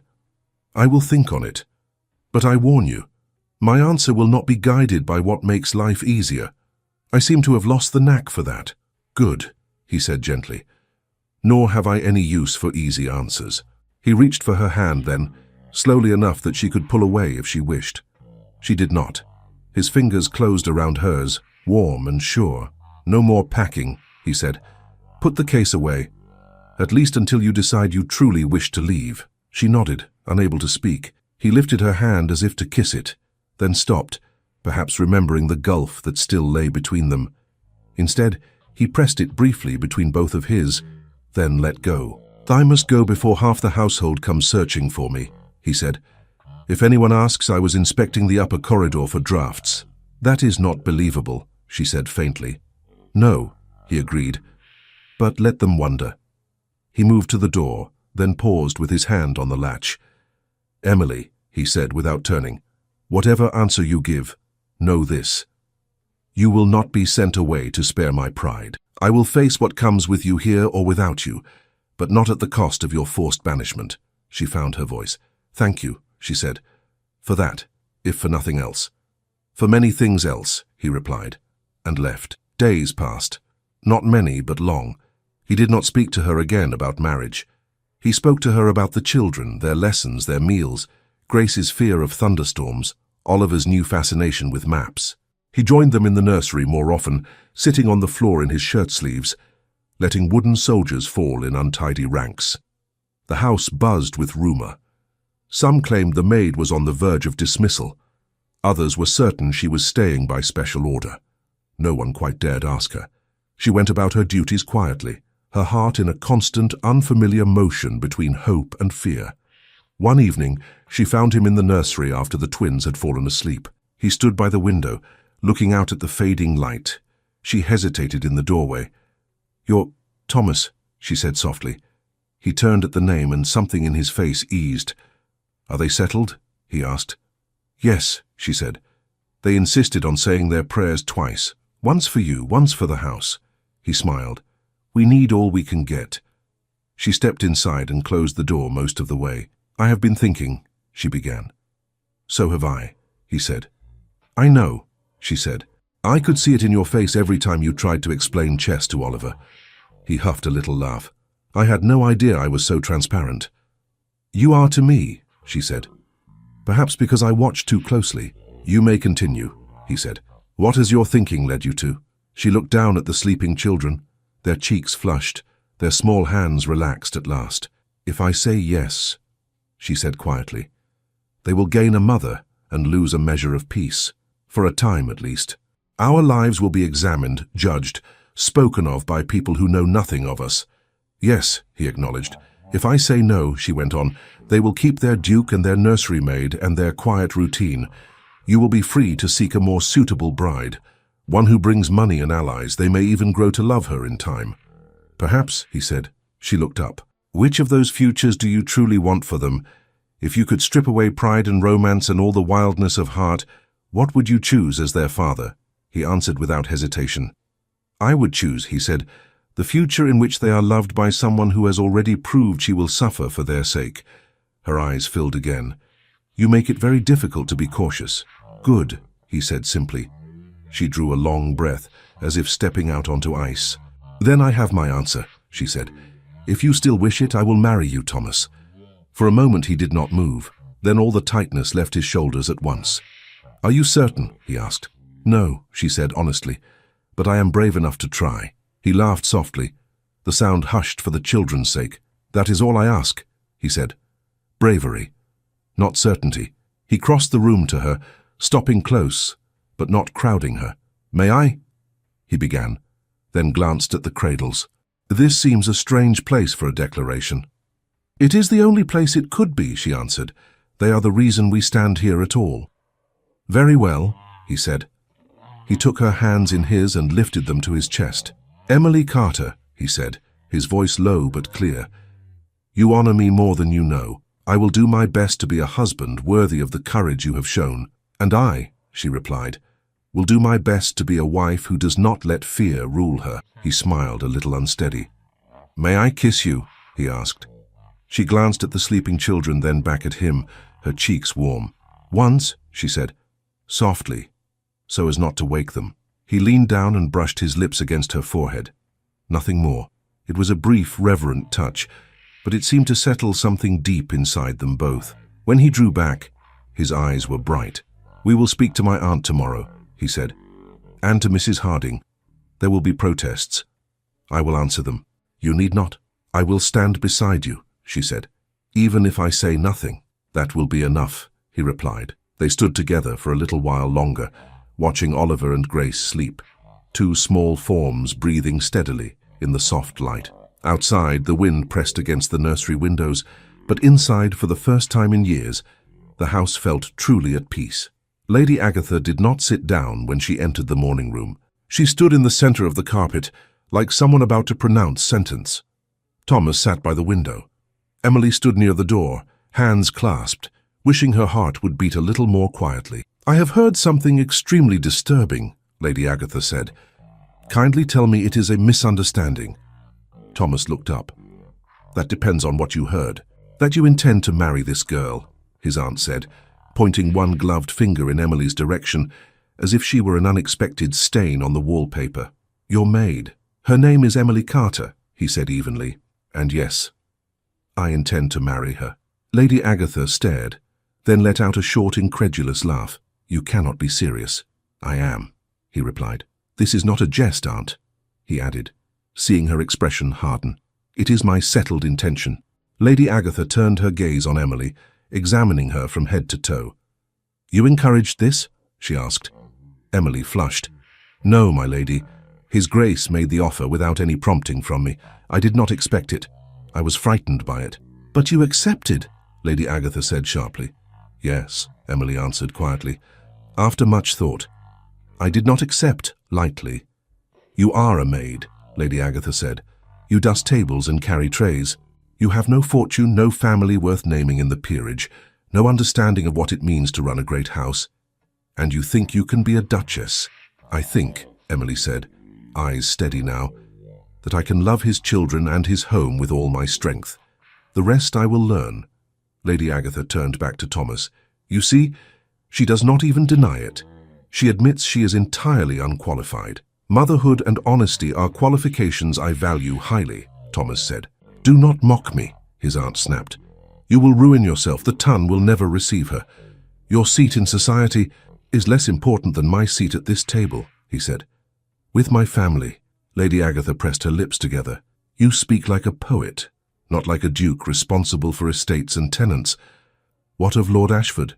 Have you thought what new ammunition you hand him? Not only did the Duke of Weatherford cast off my daughter, he chose a servant in her place. He will shout it from every rooftop." "He already shouts," Thomas said calmly. "Let him exhaust himself. My decision does not change because he chooses to bang on more doors." "He will crush you," she said. "He will call in every debt, whisper in every bank. You are already in a precarious position. And now this." Emily stood very still, every word landing like a stone. "I will not pretend the price is small," Thomas answered, "but I will not cheapen my children's salvation by marrying a woman who terrified them simply to mend accounts. Nor will I hide the woman who saved them as if she were something shameful." Lady Agatha's gaze flicked toward Emily again, softer for a second. "You have courage, girl," she said. "I will grant you that. But courage does not make you a duchess. Neither does a title alone," Thomas replied. His aunt let out a long breath and sank at last into a chair. "You truly love her?" she asked quietly. "Yes," he said simply. "And you truly believe she will be a good mother to Oliver and Grace?" she pressed. "Yes," he said again, with more feeling. Lady Agatha's shoulders dropped. "Then I suppose my opinion matters very little." "It matters," he said gently. "You are part of this family. I would rather you stand with us." She studied him for a long moment, then turned to Emily. "You understand," she said slowly, "that once you marry him, you will be judged for every small misstep. They will say horrible things about your past, your motives, your intelligence. They will look for faults in your speech, your clothing, your smallest gesture." "I understand," Emily said. "I am frightened of it, but I have been frightened before. It did not stop me then." Lady Agatha's mouth twitched. "No, it did not." She shifted her attention back to Thomas. "Very well," she said at last. "You will marry her no matter what I say. I see it in your face. I do not approve. I think it reckless and unwise. But I also remember your mother, and how she walked into this house with nothing but a modest dowry and made it warmer by sheer force of kindness." She turned to Emily again. "If you fail these children," she said, "I will never forgive you." Emily met her eyes. "Nor would I forgive myself, my lady."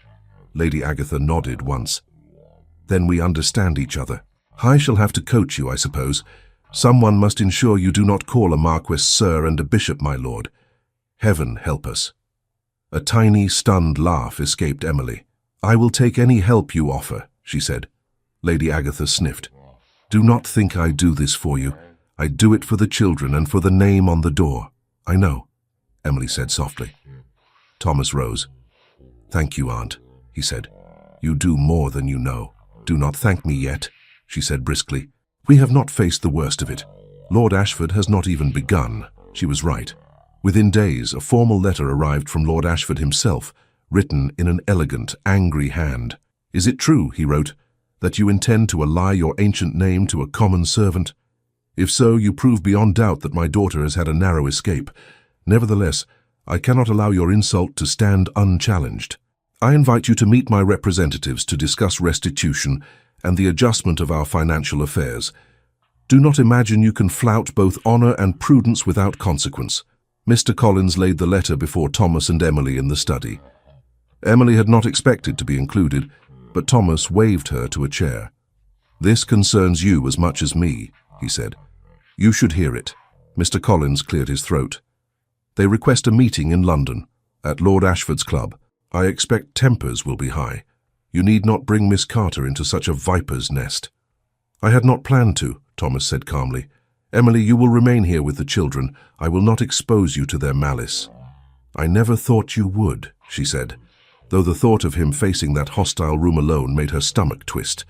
They discussed dates. They discussed possible outcomes. Collins advised caution. "They have influence," he said. "But you have something they lack, a reputation until now for integrity. You must lean on that. Do not allow them to twist this into a story of madness. Tell the truth as far as decency allows." "How much truth?" Thomas asked. "I would not speak of closets," Collins said. "You risk being painted as hysterical. But you may speak of grave differences in principle regarding the treatment of your children, and let that phrase hang where it will." "And if they insist on painting Miss Carter as a temptress?" Thomas asked. Collins glanced uneasily at Emily. "They likely will. It is a convenient tale. You must not allow them to see that it angers you. That is what they want." Emily sat very straight.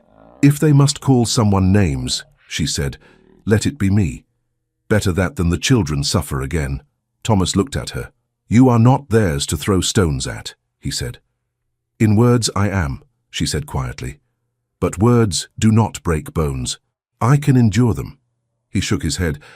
"I do not wish you to endure anything. I wish—" He stopped himself. Mr. Collins was still present, though he pretended to be absorbed in his notes. "You wish the world were kinder?" Emily finished gently. "So do I. But we have the world we have." The meeting in London took place 2 weeks later. Emily watched Thomas and Mr. Collins ride away in the carriage at dawn, the mist curling around the wheels. Oliver and Grace waved from the steps, wrapped in shawls over their nightclothes. "Bring back sweets," Oliver called. "Bring back yourself," Grace added. Thomas smiled up at them. "I shall do both," he promised. When the carriage disappeared down the lane, the house felt too large. All day Emily moved through her tasks with an undercurrent of restlessness. She read to the children. She oversaw their lessons. She asked Mrs. Harding's opinion on menus for the coming week, and listened as Lady Agatha muttered suggestions about her future wardrobe. "Grey," Lady Agatha said. "You must have some grey silk. It is dignified. And proper lace. Not too much, or they will call you a peacock who bought feathers with borrowed money." "I have never owned silk," Emily said in wonder, "or lace." "You will," Lady Agatha said briskly. "If we are to show them you can wear a title, you must at least look like it." By evening, when the lamps were lit and still no word had come, Emily's nerves felt raw. She stood at the nursery window while Oliver and Grace built a tower of wooden blocks. "Will Papa be cross when he comes home?" Oliver asked suddenly. "Why would he?" Emily asked. "Because people are being unkind," he said. "Sometimes when people are unkind, grown-ups come back cross even if they do not wish to be." "He will be tired," Emily said. "But he will not be cross with you. Or with me." "With Lord Ashford?" Grace asked. "Perhaps with Lord Ashford," Emily said, a small smile touching her lips. A clatter in the courtyard made her start. Then came the roll of wheels. "He is back!" Oliver cried, scattering blocks everywhere. "Stay," Emily said quickly. "I will see."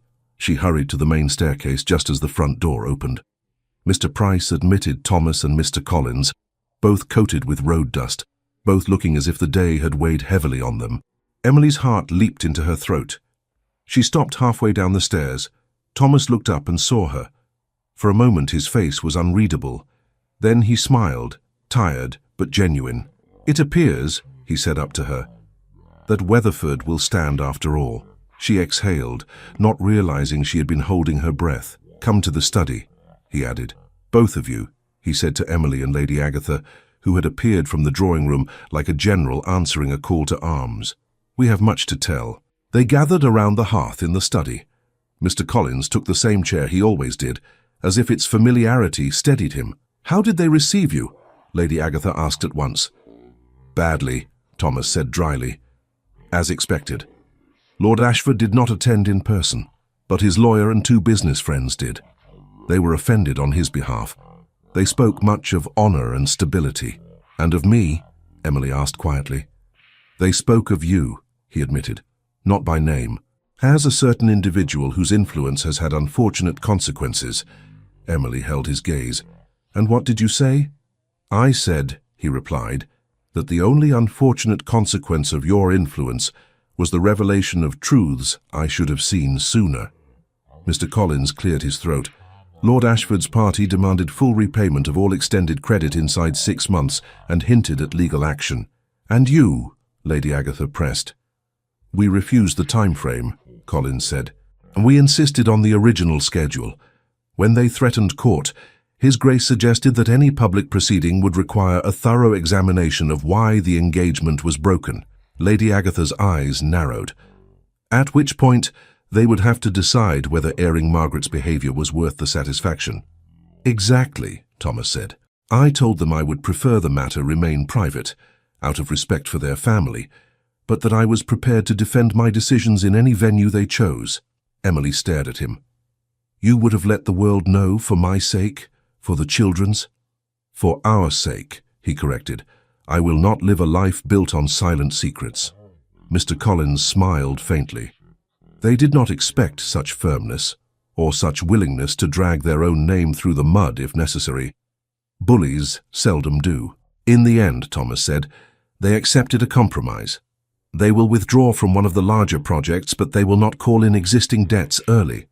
We will lose some potential profit, but we will not be destroyed." "And Lord Ashford?" Lady Agatha asked. "He is furious," Collins said. "Privately. But publicly he will say little. He dislikes losing money more than he likes making points. He will paint the matter as a mutual parting due to irreconcilable differences." "That much is true," Thomas said calmly. "And the gossip?" Emily asked. "Will it become worse?" "For a time," Collins said honestly. "Your engagement," he nodded respectfully toward Emily, "will provide fresh fuel, but there are other scandals. The world has a short memory when it comes to outrage, especially when the target refuses to beg for its pardon." Lady Agatha sat back, exhaling. "Well," she said, "it seems we have survived the first battle. Barely." Thomas reached for Emily's hand where it rested on her skirt. He did not care that his aunt and solicitor saw. "Not barely," he said. "Decisively enough. We will tighten our belts. We will seek other partners, but we are not at their mercy." Emily felt his fingers close around hers and had to look down for a moment to hide the shine in her eyes. "What did they say when they learned you intend to marry a maid?" Lady Agatha asked bluntly. "They said I was throwing myself away," Thomas replied. "I said I was throwing away pretense and reclaiming my own judgment. Then I left before they could answer." "Yes," Lady Agatha murmured. "That sounds like you." Mr. Collins rose. "I will send you a written summary in the morning, Your Grace," he said. "For now, I imagine you wish to be with your children." "And with my fiancée," Thomas said. Emily stiffened slightly at the word, though she had heard it from his lips before, in private. To hear it in front of others made it real in a new way. "Yes," she said softly. The wedding was set for 6 weeks later. Lady Agatha insisted that any longer delay would stretch the scandal out like stale pastry. A small ceremony was planned at the chapel on the Weatherford estate. Only family, close friends, and a few neighbours of long standing were invited. No one from Lord Ashford's circle received an invitation. "You will be married where it began," Nurse Ellen told Emily as she brushed out Grace's hair one evening. In the place where you first watched over them. Emily smiled, fingers tracing the stitching on her plain apron. I still feel as if I might wake and find it all a story I told myself, she said. That I went too far, and this is my punishment, or my reward, or some strange dream. It is no dream, Nurse Ellen said. Buttons do not pop off dresses in dreams, and they will once you go about in silk. Preparations filled the days. A dressmaker from the nearest town arrived with tapes and pins. Emily stood on a chair while pins flashed, feeling like a girl playing at dress-up. You have good shoulders, the dressmaker remarked. Simple lines will suit you, no need for frills. I should look like myself, Emily said. Just cleaner. The dressmaker laughed.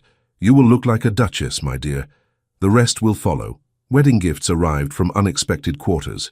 An old friend of Thomas's father sent a pair of silver candlesticks in honor of the courage that still seems to run in the Weatherford line.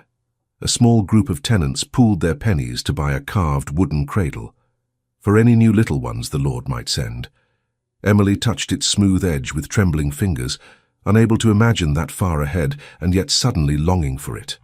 On the morning of the wedding, the sky was clear. Emily woke before dawn, heart racing. She sat up in the small room she had not yet left, listening to the house stir. Distantly, she heard Oliver's excited chatter and Grace's higher notes. They will spill something, she murmured. On their best clothes. Of course they will. A knock sounded at her door. Lady Agatha entered without waiting for an answer, followed by Mrs. Harding carrying the wedding gown like a cloud. Well, Lady Agatha said, looking her up and down, it seems we have reached the point of no return. Good morning, my lady, Emily said, trying not to appear as nervous as she felt. Sit, Lady Agatha commanded. Hair first. They worked in a quiet bustle. Mrs. Harding laced the gown with surprising gentleness. You have done well by this house, the housekeeper said gruffly. Do not let anyone tell you otherwise. Thank you, Emily whispered. Lady Agatha fastened a small, simple brooch at her throat. This was your predecessor's, she said. She would have wanted you to wear it. Emily touched the cool metal. I do not deserve— Do not say that word today, Lady Agatha cut in. It wearies me. You are marrying him. That settles the question of deserving in this house. When they were done, Emily hardly recognized herself in the small mirror. The grey silk fell cleanly, the lace at her sleeves simple and neat. Her hair, usually braided and pinned hastily, now lay coiled in a smooth knot, a few soft strands framing her face. You look like a duchess, Mrs. Harding said with satisfaction. I feel like Emily, she replied, somewhere underneath all this. Keep that part, Lady Agatha said. We have enough duchesses who forget who they were before the coronet. In the chapel, Thomas stood at the front with Oliver and Grace on either side.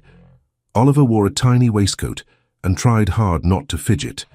Grace's small white dress had a sash that refused to stay tied. Miss Emily will come, Grace whispered. Yes, Thomas said. And when she does, you must walk with her. I will hold her hand, Grace said, so she does not fall. Good, Thomas replied, throat tight. When the door at the back of the chapel opened, the murmuring stilled. Emily stepped in, escorted not by a father, but by Nurse Ellen, who insisted on taking that place. The nurse's eyes shone, though she tried to hide it with a brisk expression. You walk straight now, she muttered. Do not shuffle like a girl at her first dance. Emily did not hear most of it. She saw only Thomas at the far end standing tall, his expression open and full in a way she had never seen in any drawing room. Halfway down, Oliver and Grace darted forward, as planned. Grace grabbed Emily's hand. Oliver took the other. We came, Grace announced, as if Emily might have doubted it. I see that, Emily whispered, laughing softly. Thank you. Together, they walked the last steps. The ceremony was simple. The vicar spoke of vows, of love that protects, of houses built on rock rather than sand. Thomas answered clearly when asked if he would take Emily as his wife. Emily's voice trembled only once when asked the same. With all that I am, she said, steadying. I do. When they signed the register, she saw her new name written beside his. Emily Hargreaves, Duchess of Weatherford. The letters did not look like hers yet. They would. Outside, the small group of guests gathered on the steps. You have made a bold choice, my boy, said Lord Pierce, Thomas's father's old friend. "I like it. The world needs more boldness that serves something other than vanity." "Thank you," Thomas said. He felt Emily's hand in the crook of his arm, light and sure. "At least she will not marry you for your money," Lord Pierce added with a chuckle. "You have less of it than you did." Emily flushed. "My lord, I assure you—" "Hush, child," he said. "It was a compliment. You will keep him honest. I can see it." Oliver and Grace danced around them, scattering petals. "May we call her Mama now?" Oliver asked, stopping abruptly. The adults fell silent. Thomas looked at Emily. The question belonged to her. She knelt so she was eye level with the twins. "If you wish to," she said softly, "I would be honored. But you may call me what feels right for you." Grace studied her face with serious eyes. "Mama Emily," she decided, pronouncing each syllable carefully. Oliver nodded. "Yes." "Mama Emily." Emily's throat closed. She gathered them both into her arms. "I will do my best," she whispered into their hair. "I promise." That night, after the modest feast and the gentle teasing and the toasts, Weatherford Hall felt different. Not grander, not richer, but more awake. In the drawing room, after the servants had withdrawn, Thomas and Emily sat together on a small sofa, the fire burning low. "I am tired," Emily admitted. "My cheeks hurt from smiling." "Your smile has done more to repair this house than 100 investors," he said. She laughed, leaning her head briefly against his shoulder. "Do not say that where Mr. Collins can hear. He will try to put it in a ledger. He already mutters about intangibles," Thomas said. "Let him. I have numbers enough in my life. This is something else." They sat quietly for a moment, listening to the muffled sounds of Nurse Ellen settling the children above. "Are you happy?" he asked at last, voice low. She considered the question honestly. "Yes," she said. "Frightened, uncertain, overwhelmed. But beneath all that, yes, very much." He turned slightly toward her. "May I kiss my wife properly now?" he asked. She smiled, heart beating fast. "I believe that is permitted." He lifted her chin gently and kissed her, not as he had in the nursery, careful and brief, but with all the feeling he had kept in check for weeks. It was still tender, but deeper now, layered with gratitude and wonder and a promise of years. When they parted, she rested her forehead against his. "We will make mistakes," she said. "I will say the wrong thing to someone important.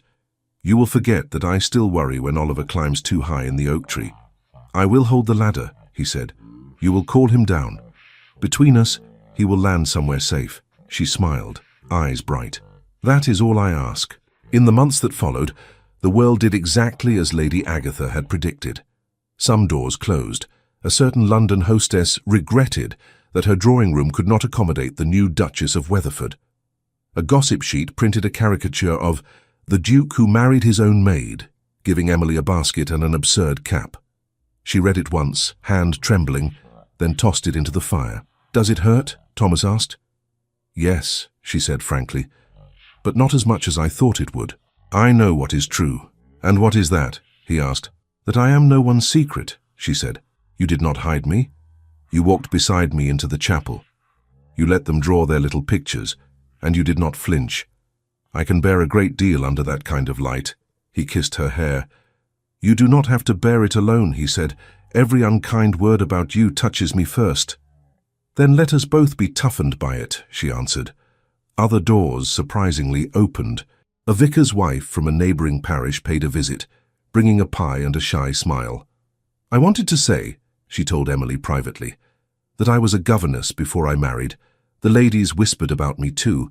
It does not last, if you live in such a way that gossip grows bored.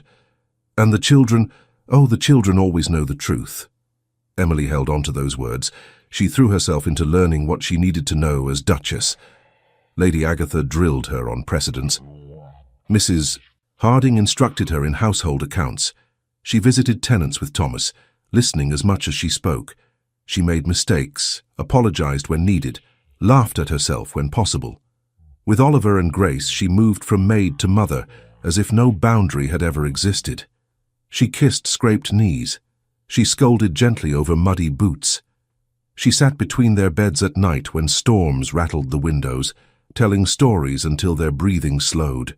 Sometimes, very late, when the house was quiet and Thomas had fallen asleep beside her, she lay awake and marveled. I was almost sent away, she would think. I almost packed that suitcase and left. Instead, she remained, and the house that had once felt cold now held warmth in its corners.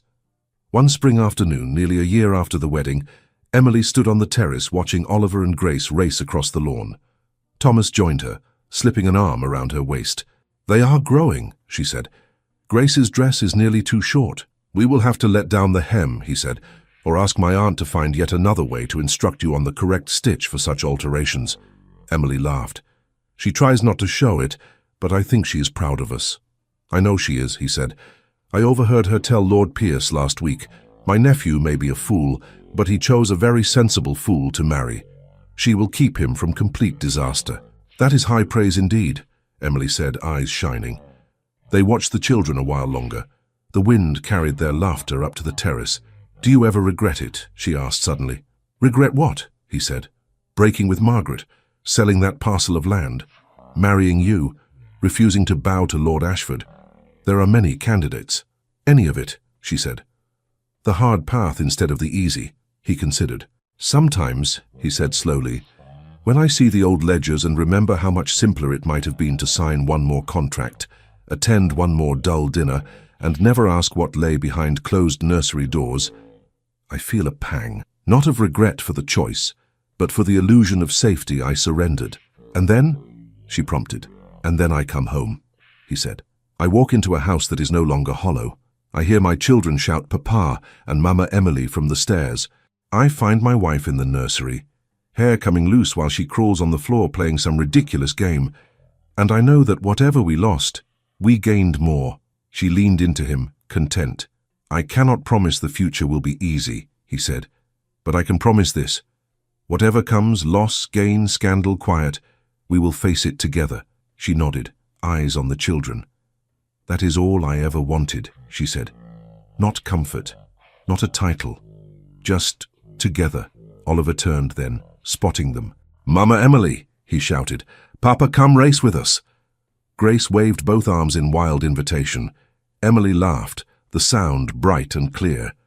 "Shall we?" Thomas asked. "We shall," she said, lifting her skirts just enough to run. "Thank you so much for listening to this story all the way to the end. We hope it moved you as much as it moved us while telling it. We'd love to hear your thoughts. Leave us a comment telling us where you're listening from and what you liked the most. Rate this story from 0 to 10. What score would you give it? If you enjoyed this story, don't forget to subscribe to the channel and leave a like as a show of support. That really motivates us to keep creating and sharing more stories full of emotion and life lessons. And before we go, we want to remind you that an exciting and heartwarming story recommendation will appear on the final screen. If you'd like to enjoy it, just click on the video. Thank you once again for being here, and we'll see you in the next story.